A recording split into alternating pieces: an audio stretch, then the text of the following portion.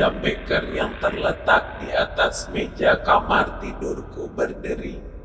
Tanda peringatan bahwa suamiku harus minum obat yang telah diresepkan dokter padanya. Aku selalu tertib merawat suamiku yang berbaring terkena penyakit asma. "Pak, bangun dulu Pak, obatnya saatnya diminum," pintaku pada suamiku. Aku menjadi kaget, ternyata suamiku tidak sadarkan diri. Jam 2 malam itu aku segera membangunkan kedua anakku.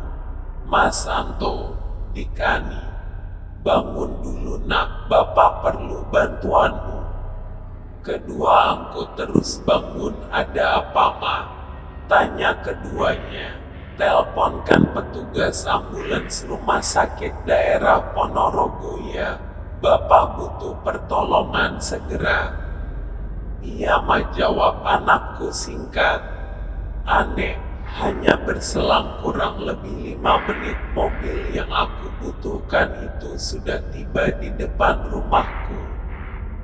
Padahal jarak antara Pulung desaku dengan RSUD Dr. Harjono ada kurang lebih 20 kilo lebih. Aku terdiam sedikit tercengang, tapi mau bagaimana lagi? Aku disambut dengan ramah oleh 2 orang suster dan seorang sopir yang masih muda. "Mari Bu, silakan dampingi Bapak di belakang. Infusnya sudah saya pasang." Ibu akan ditemani 2 orang suster di belakang dalam perjalanan menuju rumah sakit. Terasa aku melihat yang wajar melihat pemandangan di sepanjang jalan Pulung Ponorogo.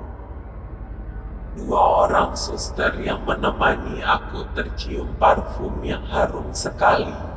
Wajahnya cantik jelita, rambutnya semampai panjang. Wah, seandainya dia masih bujang bakal aku jodohkan dengan Anto anakku. Batinku, tapi aku gak berani mengungkapkan kata-kata padanya.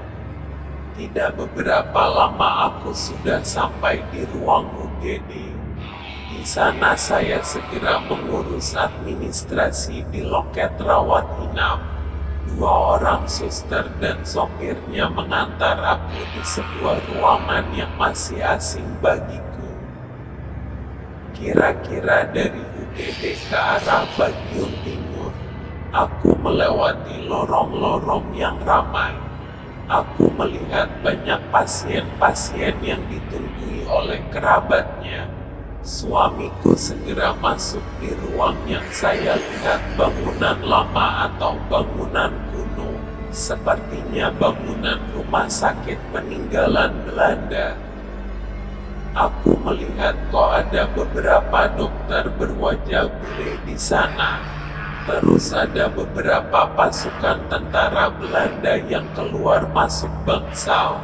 Aku terdiam, aku cubit kakiku. Jangan-jangan aku bukan manusia lagi. Aku terdiam 1000 bahasa. "Silakan masuk." Suami ibu sudah berada di kamar anggrek, dan tas ibu sudah kami simpan di lemari. Oh, iya suster, aku terkejut dan terheran-heran. Padahal tas saya tadi aku cangking. Loh, kok sudah mereka bawa ya? Dalam suasana keheranan yang sangat luar biasa, aku segera memasuki kamar tempat suamiku dirawat. Aku merasakan kamar yang ditempati suamiku terlihat luas dan bersih. Perawat-perawatnya silih berganti berdatangan memberikan perawatan.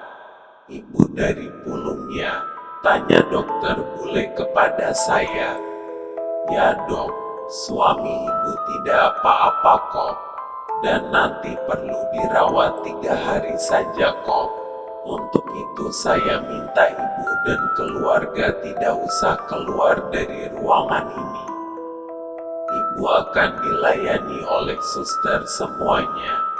Makanan dan minuman sudah tinggal ambil, cukup untuk hidup 3 hari. Selama 3 hari, kami dimanjakan dengan pelayanan yang sangat istimewa. Suamiku nampak semakin sehat, demikian juga anak-anakku. Mereka nampak santai tanpa terlihat beban dari raut wajahnya. Sudah saatnya ibu bisa pulang. Ini surat rujukan dari dokter. Silakan diurus di ruang administrasi, pinta suster jelita yang selama ini merawat suamiku dan melayani semua kebutuhanku di rumah sakit Dr. Harjono. Anto, pergilah ke kantor administrasi di depan sana ya. Habis berapa biaya perawatannya? Iya, Mak. Sesampai di depan anakku terkaget-kaget. Semua loket untuk pembayaran administrasi nampak kosong semuanya. Demikian juga, ternyata rumah sakit tersebut sudah tidak ada penghuninya sedikit pun. Di sana ada tulisan rumah sakit Dr. Harjono sudah pindah sejak September tahun 2012 di Paju, Ponorogo. Semua layanan kesehatan dipindahkan di sana. Bulu kuduku merinding. Aku dan keluargaku tercengang. Kamar yang tadinya luas dan indah, lengkap dengan fasilitas yang menakjubkan, kini terlihatnya tak lengang, kumuh, penuh sarang laba-laba, tidak terawat, dan tanpa perawat. Loh, ibu dari mana ini? Tanya satpam tiba-tiba. Pak, saya rawat inap di ruang anggrek. Satpam juga tercengang setengah mati. Bulu kuduknya merinding. Mulutnya seakan terkunci rapat, sulit mengucapkan kata-kata. Aku dan keluarga bergegas, malu. Tapi aku bersyukur karena suamiku terlihat sehat walafiat. Ma, terus siapa ya yang merawat kita tadi? Nggak tahu. Padering jambeker yang terletak di atas meja kamar tidurku berderi. Tanda peringatan bahwa suamiku harus minum obat yang telah diresepkan dokter padanya. Aku selalu tertib merawat suamiku yang berbaring terkena penyakit asma.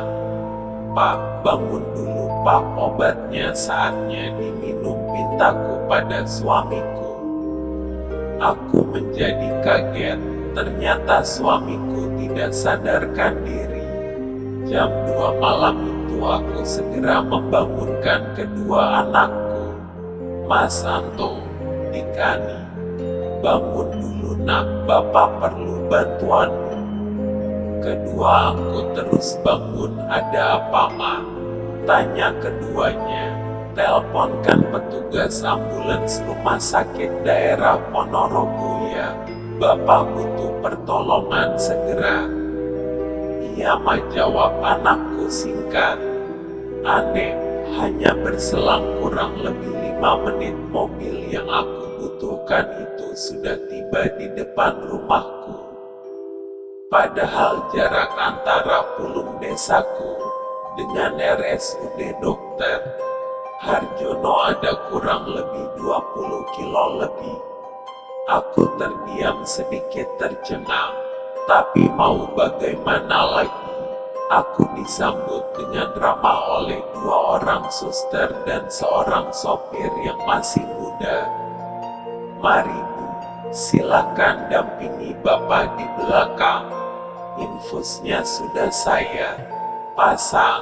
Ibu akan ditemani 2 orang suster di belakang dalam perjalanan menuju rumah sakit.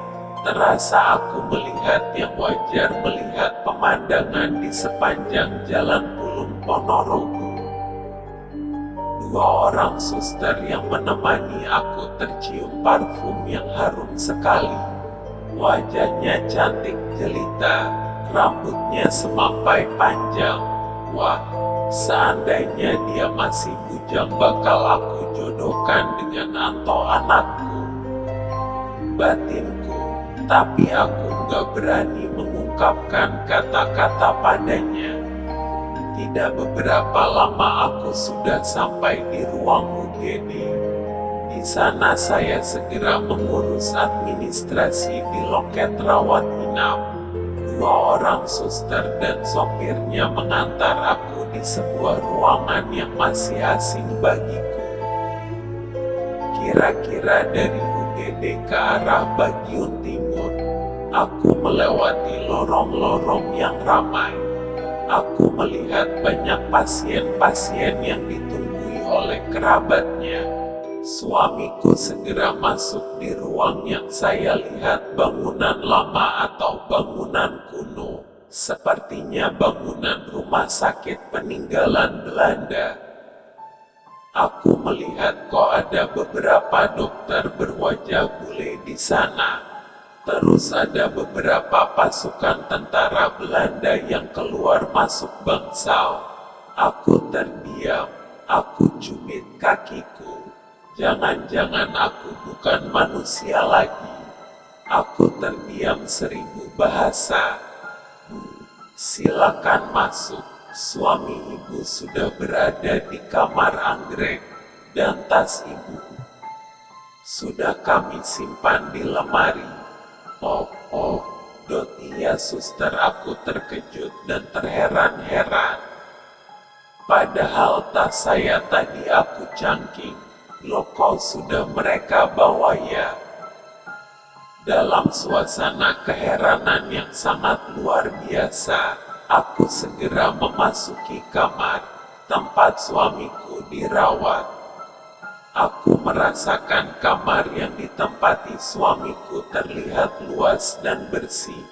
Perawat-perawatnya silih berganti berdatangan memberikan perawatan. Ibu dari pulungnya, tanya dokter bule kepada saya. Ya dok, suami ibu tidak apa-apa kok, dan nanti perlu dirawat 3 hari saja kok. Untuk itu saya minta ibu dan keluarga tidak usah keluar dari ruangan ini. Ibu akan dilayani oleh suster semuanya. Makanan dan minuman sudah tinggal ambil, cukup untuk hidup 3 hari.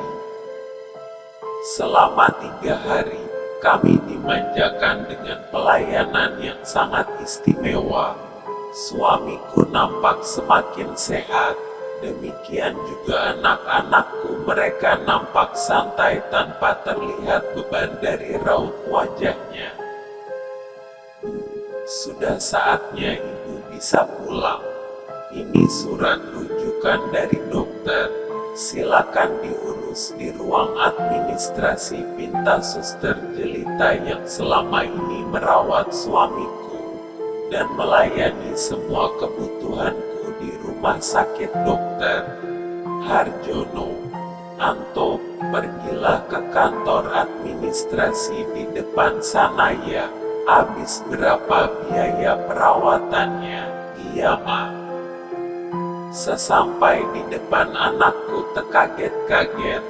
Semua loket untuk pembayaran administrasi nampak kosong semuanya. Demikian juga, ternyata rumah sakit tersebut sudah tidak ada penghuninya sedikit pun. Di sana ada tulisan Rumah Sakit Dokter Harjono sudah pindah sejak September tahun 2012 di Paju Ponorogo. Semua layanan kesehatan dipindahkan di sana. Bulu kuduku merinding. Aku dan keluargaku tercengang. Kamar yang tadinya luas dan indah, lengkap dengan fasilitas yang menakjubkan, kini terlihat nyata lengang, kumuh, penuh sarang laba-laba, tidak terawat, dan tanpa perawat. Loh, ibu dari mana ini? Tanya satpam tiba-tiba. Anu pak, saya rawat inap di ruang anggrek. Satpam juga tercengang setengah mati. Bulu kuduknya merinding. Mulutnya seakan terkunci rapat, sulit mengucapkan kata-kata. Aku dan keluarga bergegas, malu.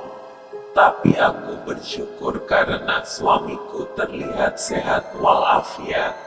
Ma, terus siapa ya yang merawat kita tadi? Nggak tahu pak. Sudahlah, kita pulang dulu, kataku sambil meninggalkan RSUD Dr. Harjono yang lama. Sambil meninggalkan RSUD Dr. Harjono yang lama,